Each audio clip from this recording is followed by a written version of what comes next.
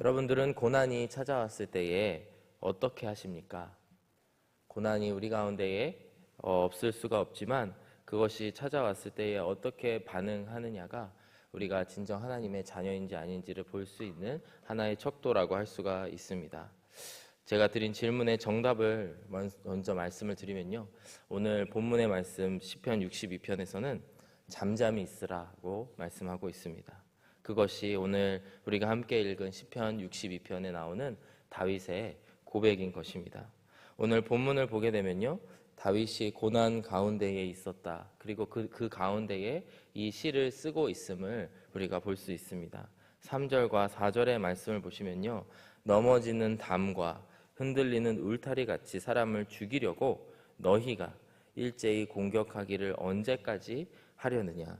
그들이 그를 그의 높은 자리에서 떨어뜨리기만 꾀하고 거짓을 즐겨하니 입으로는 축복이요 속으로는 저주로다. 이렇게 고백하고 있습니다. 다윗의 인생을 놓고 봤을 때 그에게는 많은 적들이 있습니다. 그는 분명 하나님의 사람이었고 하나님의 마음에 합한 자인 것은 맞았지만 내적으로나 또 외부적으로나 항상 적들이 많았던 인생이었던 것을 볼 수 있습니다. 사울에서부터 시작해서 또 그의 아들 압살롬이 배신을 하였고요. 또 외부에, 그 이스라엘 외부에는 더 많은 적들이 그에게 있었습니다. 사실 세상을 살아가면서 원수를 한두 명 하고만 져도 굉장히 불편하죠. 우리 같은 경우에 만약에 마트에 갔는데 정말 원수 같은 사람을 만나게 된다면 얼굴이 화끈화끈거리고 정말 그러고 싶지 않은 사람들이 분명 많은 분들이 계실 것입니다. 한두 명만 그런 원수가 있어도 그런데 사실 다윗의 인생을 보면요, 원수로 인해서 거의 둘러싸이다시피 한 환경이다라고 우리가 생각할 수가 있습니다. 그래서 3절의 말씀처럼 넘어지는 담, 흔들리는 울타리처럼 사람을 죽이려고 하고 또 그들이 높은 자리에서 떨어지기만을 꾀하는 그런 사람들, 그래서 그들이 입으로는 축복을 말하지만 속으로는 저주하는 그런 자들이 주변에 많았다라고 하는 것입니다. 이런 상황 가운데에서 다윗은 이 시를 쓰면서 나의 영혼아 잠잠히 하나님만 바라라, 이렇게 스스로에게 고백하고 있습니다.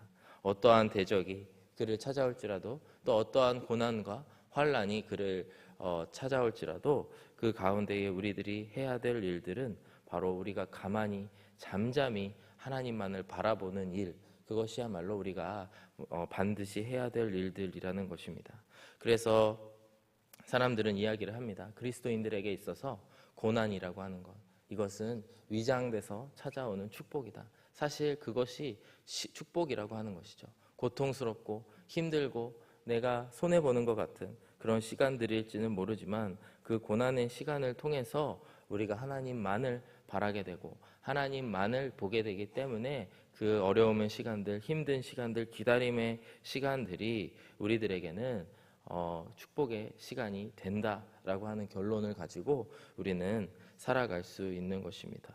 오늘의 본문을 함께 살펴보시면서요, 다윗은 어떻게 해서 이와 같은 하나님을 향한 무한 신뢰를 가질 수 있었는가? 하나님을 어떻게 이처럼 신뢰하여서 그저 주님, 저는 가만히 있겠습니다, 주님께서 나의 인생 가운데 일하여 주시옵소서라는 고백을 할 수 있었을까요? 함께 살펴보고 묵상해 보기를 원합니다.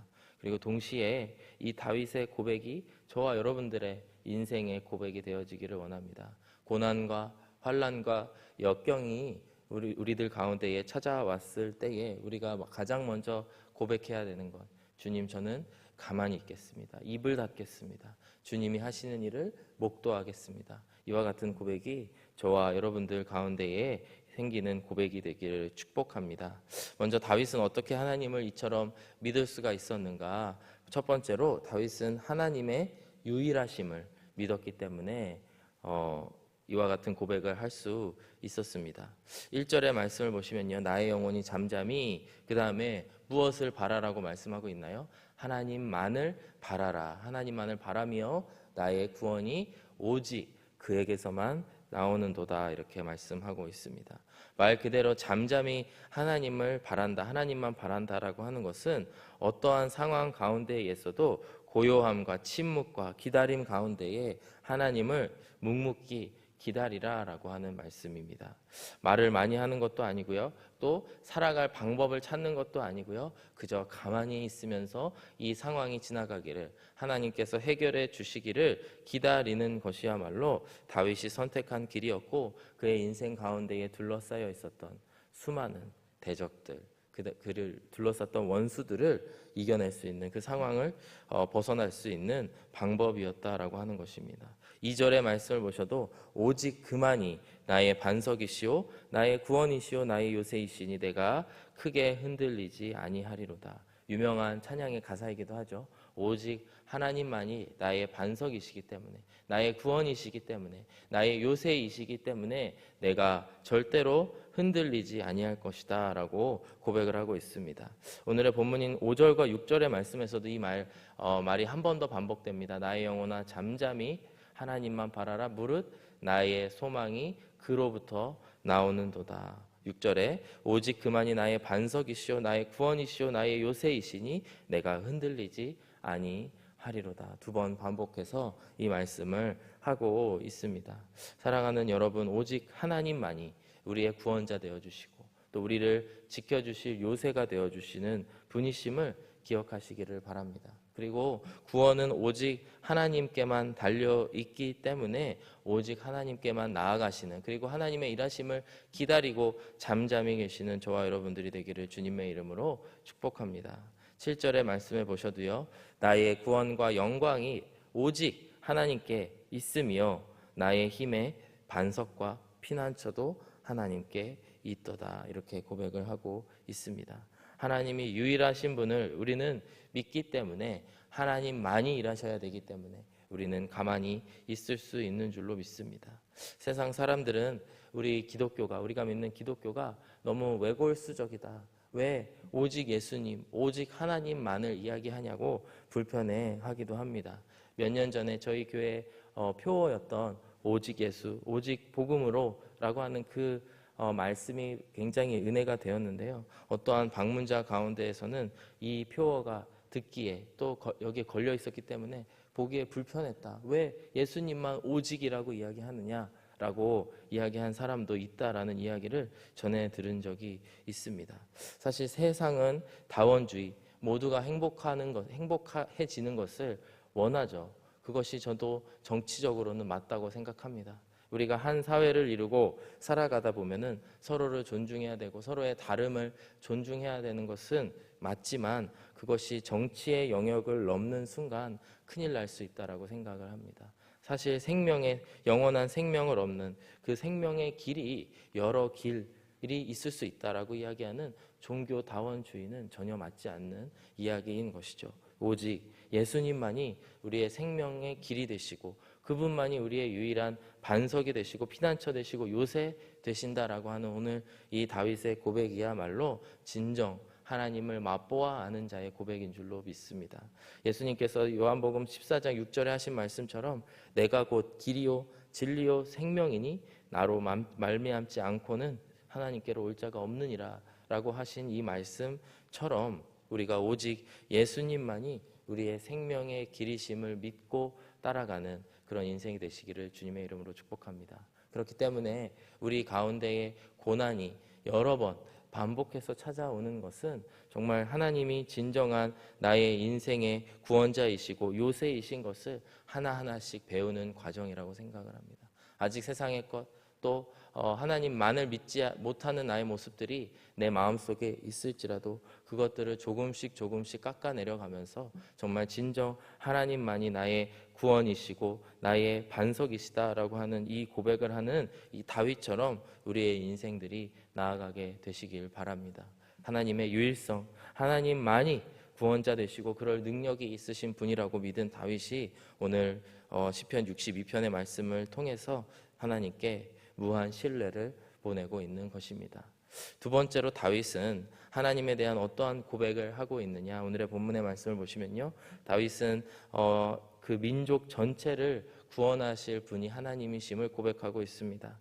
8절의 말씀을 보시면 다윗은 비단 자신만을 구원하신 하나님이라고 고백하는 것이 아니고요, 이 이스라엘 모든 백성들을 구원하실 분이 하나님이시라고 이야기하고 있습니다.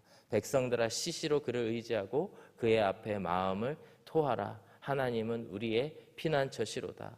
왕이었던 다윗은 백성들에게 오직 하나님만이 유일하신 분이심을 자신이 믿지만 동시에 백성들에게도 그것을 선포하고 있습니다.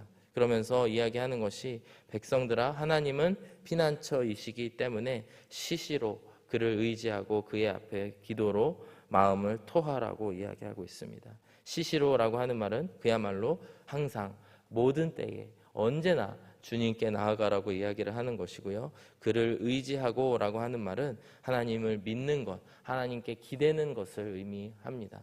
우리가 민족적으로 또 공동체적으로 교회적으로 무슨 문제가 있을 때에도 우리가 유일하신 하나님만을 의지해야 되는 분임을 믿어야 될 줄로 믿습니다. 그리고 그분만이 그것을 해결해 주실 수 있는 분이라는 것을 우리가 믿고 나아가야 된다는 것입니다.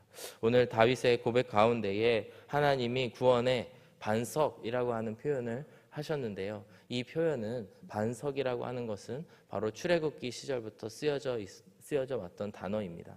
이스라엘 백성들이 이제 출애굽을 하여서 애굽에서 나와서 약속의 땅에 들어가기 전까지 광야 생활 가운데에 그들이 땅을 디고 서 있었던 그곳을 하나님이 허락해 주신 반석으로 표현을 합니다. 그러면서 그곳 가운데에 하나님께서 불기둥과 구름기둥으로 밤낮으로 이 백성들을 보호하여 주셨는데 그곳이 바로 하나님께서 세우신 반석이라고 하는 것이죠. 고린도전서 10장 1절에서 4절의 말씀을 보시면 사도 바울이 이러한 내용들을 해설하면서 이렇게 이야기합니다. 형제들아 나는 너희가 알지 못하기를 원하지 아니하노니 우리 조상들이 다 구름 아래에 있고 바다 가운데로 지나며 모세에게 속하여 다 구름과 바다에서 침례를 받고 다 같은 신령한 음식을 먹으며 다 같은 신령한 음료를 마셨으니 이는 그들을 따르는 신령한 반석으로부터 마셨음에 그 반석은 곧 그리스도시라 이렇게 이야기를 합니다. 그 백성이 온 수백만 명이 되는 그 백성들이 40년 동안 광야 생활 가운데에서 구름으로 또 바다를 지나가는 그 가운데에서도 항상 신령한 음식과 음료를 허락하여 주시면서 안전하게 반석 위에 올려놓으셔서 인도하신 분이 바로 그 하나님이시다라고 하는 것을 바울은 고백하고 있고요. 또 신약 시대를 살고 있는 바울은 바로 그 반석이 그리스도시다라고 말씀하고 있습니다. 여러분 이것이 무엇을 의미하는 것일까요? 사도 바울 그리고 다윗이 공통적으로 고백하고 있는 것은 오직 하나님만이 그리고 예수님만이 구원의 반석이 되신다는 것입니다. 그리고 우리의 그 믿음의 고백 위에 하나님께서 민족을 세우시고 또 교회를 세우셔서 그 공동체를 구원하실 분, 공동체가 올바른 길로 가게 하시는 분이 하나님이심을 고백하고 있다라고 하는 것입니다. 사랑하는 여러분, 이 반석 위에, 구원의 반석 위에 나 혼자만 서는 게 아닙니다. 저와 또 우리 형제, 자매님들, 모든 성도님들이 다 이 반석 위에 서게 되기를 주님의 이름으로 축복합니다. 그래서 먼저 반석 위에 선 자들이 해야 될 일이 무엇일까요? 8절의 말씀처럼 시시로 그를 의지하고 그의 앞에 마음을 토하라. 우리가 기도의 자리로 나아가야 되는 줄로 믿습니다. 구원의 반석 되신 하나님 앞에 우리가 새벽 기도로, 중보 기도로 또 여러 다른 기도의 모임들을 통하여서 또 개인 기도로 항상 기도하며 나아가시길 축복하고요. 또 우리의 민족과 우리의 교회와 또 우리의 주변에 믿지 않는 자들, 아직 이 반석 위에 올라오지 못한 자들을 위하여서 기도하게 되시는 저와 여러분들이 되시길 주님의 이름으로 축복합니다. 다윗 가운데에서는 우리 민족 전체를 구원하실 분이 하나님이심을 고백하고 있습니다. 마지막 세 번째로는 다윗이 어떠한 고백을 하고 있느냐? 바로 허망한 우리의 인생 가운데에서도 우리의 인생을 구원하여 주시는 자비로운 권능자이심을 믿고 이 시간 고백하고 있습니다. 9절의 말씀을 보시면요, 갑자기 이런 고백을 합니다. 아 슬프도다. 사람은 입김이며 인생도 속임수이니 저울에 달면 그들은 입김보다 가벼우리라. 스스로에 대한 그런 인생의 허망함 또 유한적인 우리의 모습들에 대해서 이야기를 하고 있습니다. 10절의 말씀을 보시면요, 포악을 의지하지 말며 탈취한 것으로 허망하여 지지 말며 재물이 들어도 거기에 마음을 두지 말지어다. 세상적인 어떠한 이익들, 세상적인 우리의 성공들 가운데에서 벗어나서 우리의 인생이 입김과 같은 인생, 그런 인생임을 이 시간 깨닫고 하나님을 의지하라고 고백하고 있습니다. 아마도 다윗은 수많은 그의 대적들 가운데 대적들을 맞이하면서 스스로 얼마나 더 낮아지고 찢어지고 또 스스로 겸손하여졌는지 모릅니다. 그 가운데에 오직 하나님만이 소망임을 이야기하면서 나의 삶은 입김이다 라고 고백하고 있는 것입니다. 그의 아들 솔로몬이 전도서 1장 2절에 헛되고 헛되며 헛되고 헛되니 모든 것이 헛되도다 라고 하는 이 고백처럼 이 다윗도 오늘의 고백에서 우리의 인생은 마치 후 불면은 생겼다가 없어지는 입김과 같은 그런 존재들임을 이야기하고 있습니다. 10절의 말씀을 보면요, 이러한 우리의 인생, 우리의 허망한 인생임을 잊게 하는 그러한 속임수들이 있음을 이야기하고 있습니다. 세 가지를 이야기하고 있는데요, 포악을 의지하지 말라고 이야기를 합니다. 두 번째로는 탈취한 것으로 허망하여지지 말라고 이야기를 합니다. 세 번째로는 재물이 느는 것 때문에 우리의 삶이 입김과 같은 인생임을 잊지 말라고 이야기를 하고 있습니다. 포악이라고 하는 것은 다른 사람을 짓누를 수 있는 권력을 이야기합니다. 이 세상에서의 권력들, 이 세상에서의 그런 권력들인데, 내가 이 세상에서 권력을 쥐었다고 해서 나의 인생이 위대한 인생이냐, 살지 말라고 하는 것입니다. 제 친구 중에 이제 군대 시절에 논산훈련소에서 조교를 했던 친구가 있습니다. 그래서 그 친구는 군대 이야기가 나오기만 하면은 자신의 화려했던 조교 생활들을 막 이야기하면서요, 내가 내 인생의 이 수백 명들을 야 일로 가, 야 절로 가 하면은 그 말을 들었던 그때가 너무나 그립다고 이야기하는 겁니다. 참 얼마나 허망한지요. 그 권력, 그 요만큼 있는 권력을 쥐었던 그 시절이 너무나 그립다고 이야기하는 친구를 보면서 저는 아무 말 하지 않았지만 참으로 허망한 인생이다, 이렇게 생각을 한 적이 있습니다. 이처럼 우리는 조금만 권력을 갖게 되면 그것으로 의지하고 마치 우리가 달라진 인생인 양 이야기할 수 있는 것이죠. 두 번째로 포악한 권력으로 탈취한 것들, 탈취한 그것들로 허망하여지지 말라고 이야기를 합니다. 우리말 성경을 보게 되면요, 사람을 억압하는 것을 힘으로 삼지 말고 그 다음에 남의 것을 훔치는 헛된 욕망을 품지 말라, 이렇게 이야기를 합니다. 권력이 생기면 그 다음에 하는 것이 남의 것을 빼앗는 일이 너무나 당연한 이 인간 사회의 특징이라는 것이죠. 이러한 것들, 나의 작은 권력으로 인해 얻어지는 물건들을 놓고 나의 허망한 인생이 마치 뭔가 있는 인생처럼 생각하지 말라는 것입니다. 세 번째로는 재물입니다. 사실 정치 권력보다 위에 있는 권력이 경제 권력이라고 하지 않습니까? 대통령을 하여도 그 위에 있는 대기업 총수들이 더 힘이 세다라고 하는 말들을 저는 뉴스에서 본 적이 있습니다. 그처럼 정치의 권력은 되물림이 되지 않지만 이 재벌의 권력은 되물림이 된다라고 하는 이야기를 들은 적도 있습니다. 이처럼 우리가 이 땅을 살아가면서 재물이 많게 되면은 그것으로 인해 나의 인생이 뭔가 있는 인생이냐, 하나님을 의지하지 않게 되는 그러한 모습들이 될 수 있다는 것입니다. 그러나 다윗이 이야기하듯이 포악, 그리고 권력으로 탈취한 것, 그 다음에 재물, 이런 것들에 현혹되지 말고 우리들의 인생이 입김이며 우리들의 인생이 정말 아무것도 아닌 인생이다라고 하는 것을 기억하라고 말씀하고 있습니다. 오늘의 본문 11절과 12절의 말씀을 보시면요, 이러한 우리의 연약함에도 불구하고 하나님이 우리와 함께 계시면 다 된다라고 하는 말씀인데요, 하나님을 권능을 가지신 인자하신 주님으로 고백하고 있습니다. 하나님이 한두 번 하신 말씀을 내가 들었나니 권능은 하나님께 속하였다 하셨도다. 주여 인자함은 주께 속하오니 주께서 각 사람이 행한 대로 갚으심이니이다. 여러분, 이 말이 얼마나 우리에게 위로가 됩니까? 우리의 인생이 입김과 같이 허망한 아무것도 아닌 인생이지만 우리가 의지할 분은 오직 우리의 반석이 되시는 우리의 주님이신 줄로 믿습니다. 그리고 그분은 권능을 가지고 계신 분, 권능이 그에게 속하였다. 그리고 인자함이 그분에게 속하였다. 인자하신 우리 주님께서 오늘도 그 권능으로 우리를 이끌어 주실 줄로 믿습니다. 사랑하는 여러분, 오늘의 말씀을 마무리하면서 정말 우리의 입술 가운데 함께 고백하셨으면 좋겠습니다. 나의 영혼아 잠잠히 하나님만 바라라. 그분이 유일하신 구원의 길이시요, 또 그분이 유일하신 권능자이십니다.